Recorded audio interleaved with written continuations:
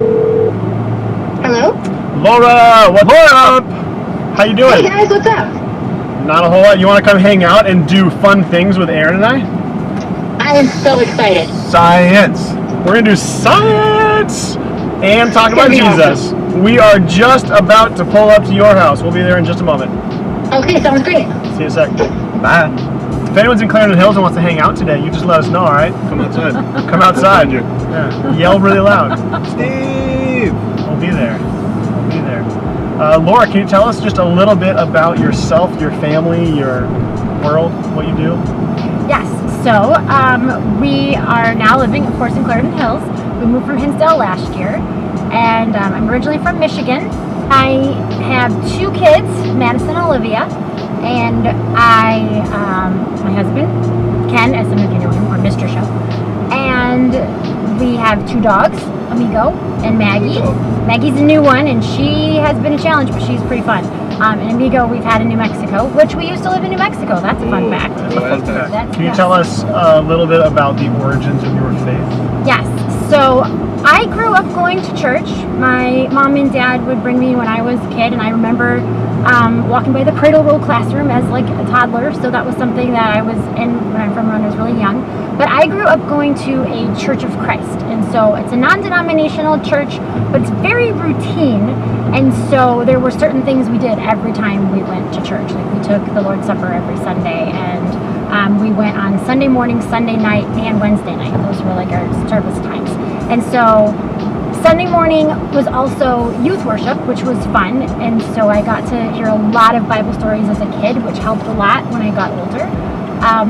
And then when we moved to a different church, we went to another Church of Christ. And so my friends were always part of that group.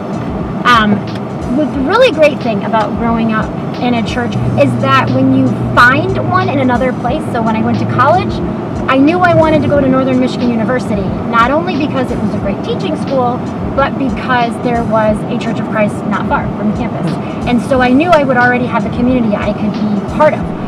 When I moved all the way across the country to New Mexico by myself, there was Gallup Church of Christ, and I was able to find that. And so I helped teach Sunday school and things like that, and really get involved. And they furnished my first apartment. It was just they kind of take you in. So right after church on Sunday mornings, either at college or in Gallup, they would invite me to come over to their house and eat lunch with them and spend time with them. And so anytime I felt like I was alone or unsure, there was someone at church that was inviting me to do something, and it was really great. So I definitely encourage anybody that's going away from home or anything to find a church that they're comfortable at, because there were times where I was by myself 1,500 miles away from my parents, and I could call someone at church and I could get help, like fixing something in my house that was broken or dealing with a car problem or whatever, and I always had support. Yeah, that's so cool. It's one of the best things, or I think it's church at its best, right, is that we look out for each other. We have each other's backs. There's a place, just a ready-made community that's going to be there for you. Right. Allie and I have felt that too. We just bought a house, and we've had some things that need repaired and some things that we need more help with. And there have been person after person after person from church who's just showed up to help, and showed up to help paint, and showed up to help carry things, and helped us fix our AC, and helped us with our plumbing. And it's just the church. The church just has carried us through so many different things. So Downers Grove peeps, we are right by your Pepperidge Farm. Everybody on the count of 3, smell the Pepperidge Farm. Yeah, turn the smell up on your televisions, guys. 3. I don't smell it yet. I don't think they're baking bread today, guys. Oh, Pepperidge Farm. Thanks for nothing, Pepperidge Farm. I don't smell much at all. No goldfish crackers. Right?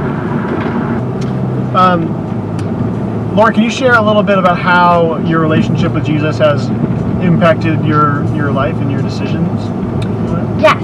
So growing up in the church and having youth groups and people around me, I always sort of had a support network all the time. And even though sometimes it didn't feel like it, they were still there. So when I was in middle school, I knew my parents' relationship wasn't working out so well. And when I was in 9th grade, they got separated. And then this January 11th, 1999, they officially got divorced. so that was my junior year of high school. So I was a little bit older when they got divorced, what the good thing about that was is I kind of knew I was going to soon be on my own and be in college, and I would be able to just not have to worry about them anymore. But right before I went away to college, my stepdad ended up having an aortic aneurysm, and he almost passed away that night. And so I was actually even having second thoughts about going away to school because I was worried that I was going to leave my mom without support. And my stepdad, he hasn't always been the most supportive and understanding guy, but when he went through something like that, he realized that we were part of a family, whether he realized it or not, and it finally helped him realize that. And so I've always known that I have a job to do. There's always been a time in my life, even when things aren't going well, where like I need to be at church, or I need to help this person, or something like that, because I felt God just kind of pulling me in those directions. And or not necessarily that, or I just don't feel like it's wrong to turn my back. That's probably more the feeling that I felt when I was younger. And through that, I've always known that Jesus was there, that God was there. And so I would pray a lot, and I would ask for help, and I have honestly conversations with God all the time. I mean, I just kind of, there's one time Olivia got really sick at night, and I was really tired of being up, and it was 3 o'clock in the morning, and I remembered the verse that rejoice in God at all times, and along those lines. And I was thinking, okay, it's 3 o'clock in the morning, I'm exhausted, my child is sick, what is there to be happy about? Right.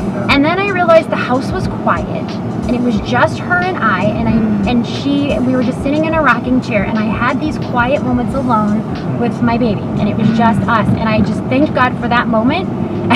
And magically, kind of, she fell asleep and went to bed, and we all got sleep after that. And I felt like it was God telling me, Laura, pay attention, because this looks crazy and you feel like the world is falling down around you, but I'm here, and you just need to realize I'm here. Once you acknowledge me, we're good to go. And you know, there's so many verses in the Bible where God tells you to seek him out and find him, and that's exactly it. And sometimes it's simply just looking up and saying, I don't really understand this, God, but I'm asking for your help, please help me. And a lot of times we feel to do something after that. Wow, that's a good reminder. So I'm struck by it, is there really are a lot of our students who carry heavy things and who are experiencing hardship like that. Their families are in their school life or in who knows what, right? But something that's so just true and just true is that God is there, and God is with you, and he's not going to leave you, he's not going to forsake you, he's going to guide you through it, and he wants to, he's going to be there no matter what, but he wants us to know that. He wants us to know that we're going to be okay, and that he's going to help us through that. And that's just such an important thing. His unfailing love, his love is unfailing. It doesn't change. It doesn't go away. It's not going to stop. So, wow, you shared that. Hey friends, we're going to go and do science. Science. And I think explode some things. We'll find out. We're definitely exploding things. We're definitely going to explode stuff. Yep. Really fun.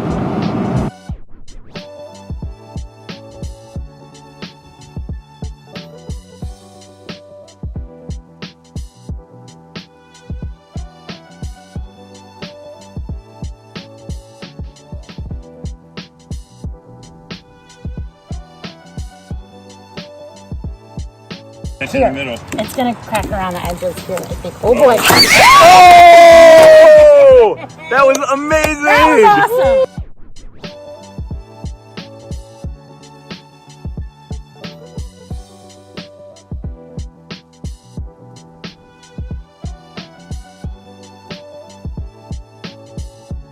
So the top tip, guys, that's what we learned today. Science is more fun when it explodes. So tell your science teacher. Explosions. We'll all be scientists. Or do you have a specific Bible verse that has been impactful for you in your life? Yes. I've had many verses that have stood out to me, but something I always say to myself is 1 Thessalonians 5:18, which is, give thanks in all circumstances, for this is God's will for you in Christ Jesus.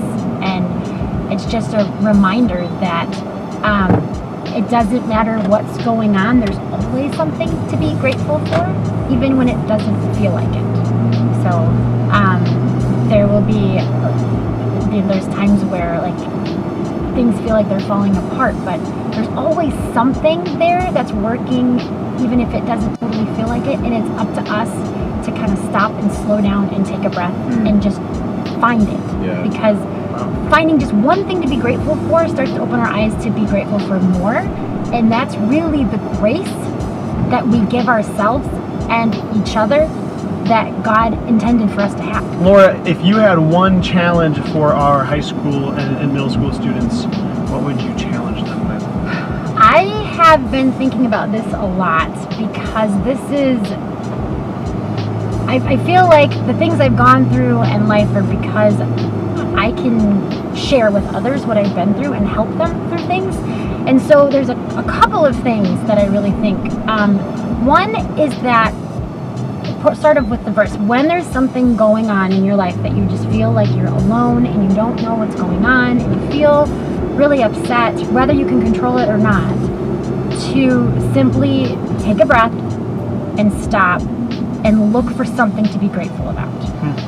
That is the first challenge. I think that's really important to start. And personally, I've just been going through some changes in my life that I wasn't quite expecting, and doing that made me slow down and not blame people around me or get frustrated, but it made me see that God just had a different plan for me. And that has become very clear that He does have a different plan for me. He's starting to show me what that plan is, and it's really exciting, and I feel like He carved out a little thing just for me. And so I feel like if you're going through something and you're really trying to ask God for help, just wait and be patient and look for what's around you that could be good and what you could be grateful for. I think there's such wisdom in that. When we focus on just the negative, it's easy to get stuck almost. We fixate on what's wrong and what is hard, and it's so hard to move on from that situation. But God's call for us is to forgive and to trust, and when we are able to look at the positive and look at the bigger picture, then we almost always in my life at least, we have a new perspective, and then we're able to see the bigger story of what God's doing. Absolutely. And then we can trust Him more, and then we're able to do more. God's always doing something. I heard someone say recently that God's doing something like 10,000 things in your life at any given point, and we're aware of 3 of them. That's He's so doing true. stuff, yeah. And you know, just our world today is wrapped up in negativity. Social media has exploded because of negativity. There's just ways that everyone wants to vent to someone or do something. And venting isn't always so positive. I mean, there's a way to get things off your chest, and there's a way to just put others down and put yourself down because you're venting, and it's not the best thing to do, but taking a breath and stopping and being still and just trying to look for something really helps.